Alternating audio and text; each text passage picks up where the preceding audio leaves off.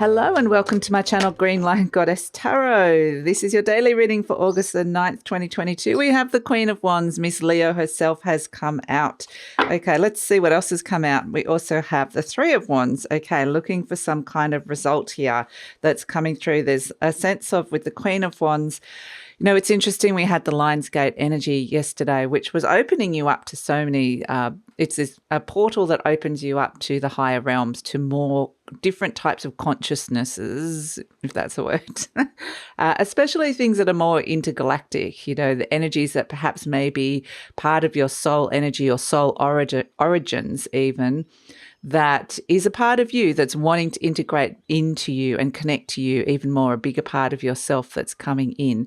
So this is part of all the activations of happening on the earth at this moment in time, this huge energetic upgrade. And so I feel like there's a sense of something coming to you with this Queen of Wands energy, and it's like you're looking for some kind of result here. Now, what that is, that's going to be different to all of you, but it may be that you're indecisive about the messages, intuitive messages that you're getting through. It may be that you're not sure how to start. There's a lot of things coming through here. Now, the thing is that when I'm tuning into the energy, I'm getting a sense of a tightening because we're getting close to that full moon in Aquarius on the 11th. So that's this energy of, it's actually a fixed grand cross. So it's like Saturn. It's a Saturn ruled moon because Saturn rules Aquarius, and Saturn is really asking us, and it's opposing the sun it's opposing the sun energy and in Leo. And so it's asking us to think outside the box, to integrate more parts of ourselves into what it is that we're doing here and to set up new structures in our life. So it's going to feel like the squeeze is on to be doing something. And that's what this Queen of Wands and the Three of Wands was. I kind of get this sense of doing something.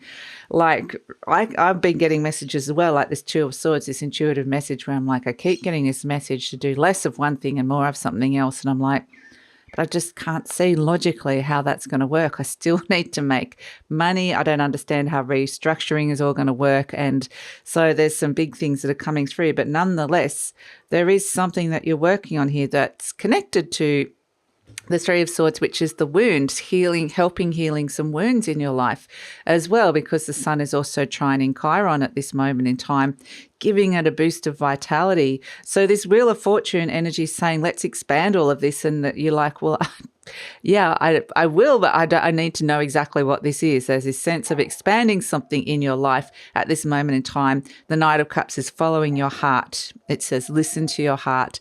Follow your heart. That is the thing that's going to be speaking to you through your intuition at this moment in time. So there's a lot that's come out, more cards than usual has come out. And that's one of those energies that I always read what happens in the readings. There's a lot coming up. This is an intense energy, a lot that you're dealing with, more than usual. So you kind of feel like there's multiple energies that you're working with here, and trying to make sense of something.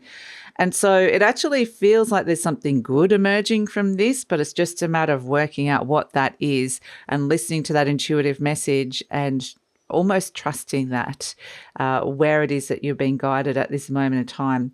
So the Three of Wands is like the young emperor. It's like waiting for ships to come in, maybe put some things or ideas out there or receive some downloads or information, and waiting for those results. And then the Queen of Wands is going, well, okay, how am I going to find this? And she looks out here and goes, well, that all looks confusing. Two of Swords, Page of Pentacles, Three of Swords, Wheel of Fortune. And so it is about just sitting with a certain energy for a while and getting really, really clear about it and trusting that message, that intuitive message that's coming through, trusting it's guiding you into the future, into the right direction. The young emperor is like an Aries energy. The emperor energy is like an Aries card, which is interesting that Chiron is in Aries at this moment in time. And so we've got the Three of Swords next to the Page of Pentacles, which is something younger, new, fresh, that is developing, working on something. And that's represented as this young emperor here in the Three of Wands. So you might even be getting some positive results or getting some, a sense of what you're doing is working and it's helping healing. There's a little bit of healing associated with it. But the Three of Wands, it's the young emperor. It's at the three. So it's a bigger vision that can be forming here, that can be worked on and developed on. And the Queen of Wands is very warm. She She attracts things to her, the right people, places, energy. She weaves energies together. And so she's on the lookout for opportunities when they arise. And so it's a very magnetic energy. It's like at the moment, the frequency that you're at is, and this may be a frequency that you may or may not be aware of, because I feel like it's attached to this very new vibration that's hitting us and integrating down with us. And this is part of the integration process as well. It's kind of emitting messages out to the universe like a magnet.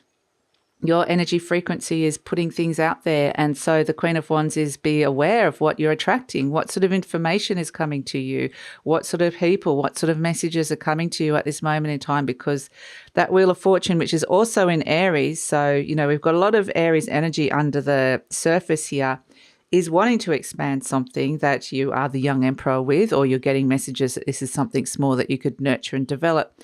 But it is requiring, with this Aries energy, of initiating it, stepping into it, taking ownership, being assertive with it.